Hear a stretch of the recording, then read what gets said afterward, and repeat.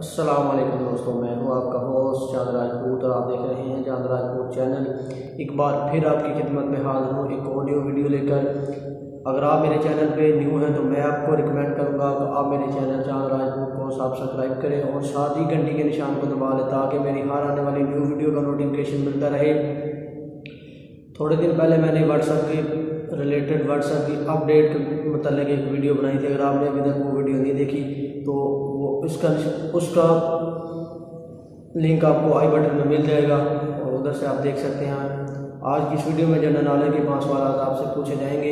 अगर आपको इनका जवाब मालूम है तो आप मुझे कमेंट करके बता सकते हैं। वीडियो को लाइक कमेंट लाजमी किया करें। आज की इस वीडियो में 10 लाइक टारगेट रखता हूं, तो 10 लाइक कौन सी बड़ी बात है। उम्मीद करता हूं आप मेरे इस टारगेट को जल्दी पूरा कर देंगे। तो चलें बिना किसी टाइम वेस्ट किए हुए वीडियो शुरू करते हैं।